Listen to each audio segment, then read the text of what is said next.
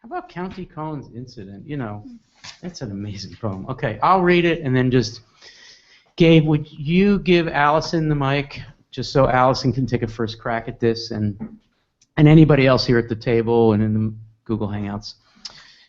Incident by Countee Cullen. Once riding in old Baltimore, heart-filled, head-filled with glee, I saw a Baltimorean keep looking straight at me. Now I was 8 and very small, and he was no whit bigger, and so I smiled, but he poked out his tongue and called me, in quotations in the poem, nigger. I saw the whole of Baltimore from May until December. Of all the things that happened there, that's all that I remember. Allison, comments at all? Anything? So this poem, when I first encountered it last year in ModPo, I have a really emotional reaction to it because of that word, and it really the N-word, yeah. Which is not a surprise in terms of rhyme. Sure, but it's still just, it's really, there's a lot of impact there, I think. And one of the things that I've been spending a lot of time doing in the forums this week is really comparing Stein to this other type of poetry and really saying, wow, how different these 2 weeks are, but how actually, if we spend enough time, we can really start to bring them together. Wow. That's really incredible. No, that's really great. Lily, Julia, Allison is challenging us. I mean, I think we all want to accept this challenge, but she's challenging us to think about how the linguistic experiment of Stein is not so far off from what the tools Cullen's using to say what he has to say. You could say, I think, that both are doing some kind of riff on. Riff is too weak a word to describe what they're doing, way more intentionally than riff. Right. But some kind of relationship with either language for children or nursery rhymes. Like Stein, with her loving repeating, it's often thought of children's. You repeat words to children so that they remember them, and she's kind of putting more poetic work into that act. And Cullen is obviously. He's doing something different, but he's still working with the form of nursery rhymes and language for children in that he's taken content that doesn't belong there and put it into that form. Julia, your thought? Yeah, those are both really subversive moves because the language looks like something at first, and then once you spend more time with it, you realize it's doing something much different. It's upsetting all your expectations of what language is supposed to do, especially if it looks the way it looks in these pieces. Yeah, Caroline. Yeah, I was just going to add on that. It's actually a really good point because actually both Countee Cullen and Gertrude Stein, Cullen has a few children's books. One of them, which he co-authored with his cat, one's called My 9 Lives and How I Lost Them. And he worked with he wanted to kind of convey some of the messages he wrote in his poetry, but put in children's form. But he felt like his poetic form couldn't necessarily convey them to the children, so he went and authored these children's books. So it's interesting that you kind of pick up that Stein has some children's books as well. So they have working with form in different ways, and that idea of that childlike sound coming together. And this poem, of course, has a first-person speaker who is a child, being remembered by the poet, who obviously is not a child, who is using a form of child language, but still complicating it by it being inherently a looking back at a memory that's seared in the brain, in the speaker's brain.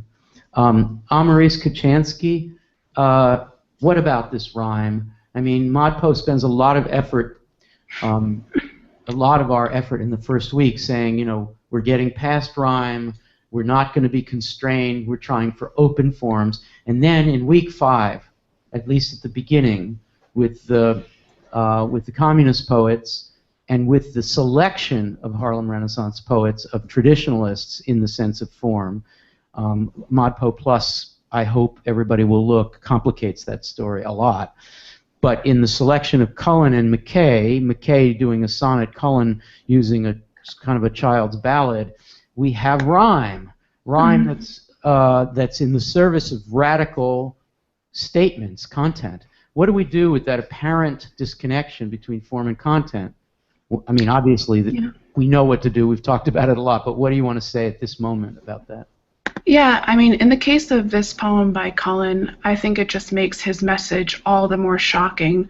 I mean, traditionally that nursery form rhyme is used as an aid for memorization, to transmit a sort of moral within a parable for children. Usually something, quite harmless, sort of very everyday. And here we have that rhyme punctuated by this very harsh daily reality of a child understanding what his racial identity is and how it's perceived by the rest of the world. So he uses that very sort of sing-songy quatrain, set of 3 quatrains, which you would normally have a very, very different tone. And here it's a very heartbreaking message, so that remember it at the end is echoed by the form of his ballad. That's really well put. And I know that I remember in our video, we focused on December Remember as a more memorable rhyme even than Bigger, quote-unquote, Nigger, because December Remember has that meta-poetic idea that the rhyme is a way to remember, and racist hatred is seared in your head the way an unforgettable rhyme is. So remember happens to be a memorable word, which is remember squared. Right? And I think that's the power of that. And so this is Baltimore. This is a really relevant poem. Erica Kaufman, we're talking about Countee Cullen's. Hello, Erica Kaufman. Hi, Al. Yeah, you were teaching, and now you're here. This is cool, double teaching. We're talking about Countee Cullen's incident. Does anybody, and those in the Google Hangouts can just signal by waving your hand that you have something to say, but anybody want to say something about the extra relevance of this poem?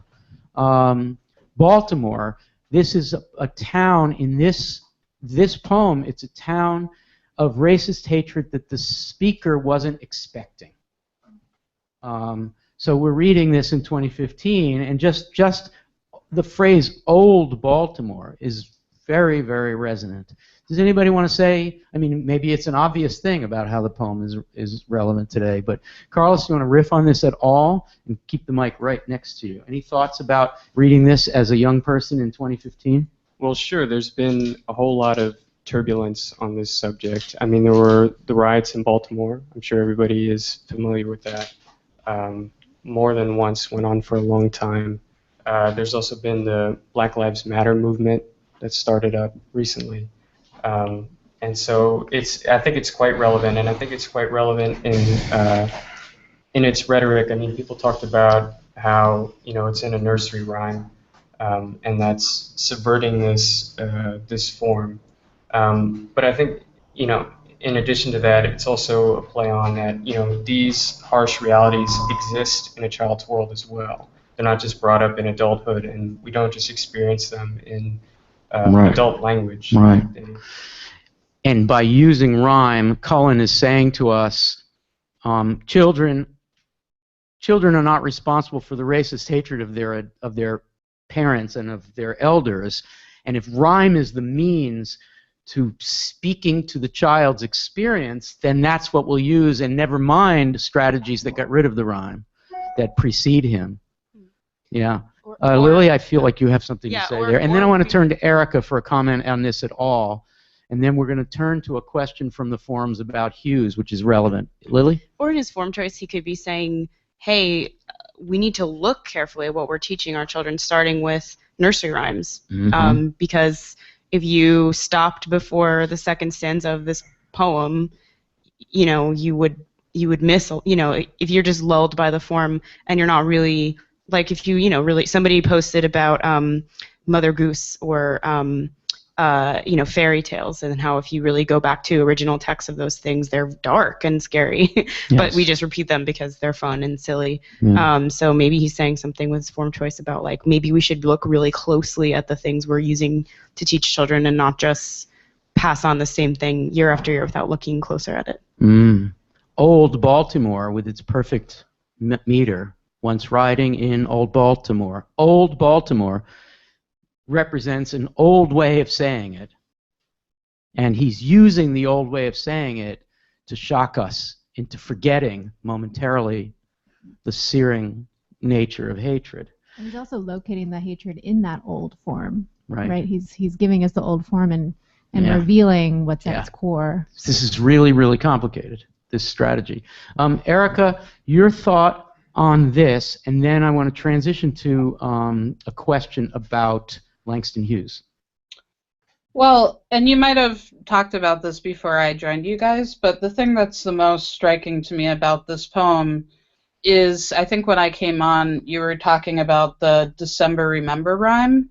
Yes. And I think that one of the things that the poem is doing through this nursery rhyme-like form is also reminding us that we don't know the things that are going to stick in kids' minds, and kind of like the weight that memory carries.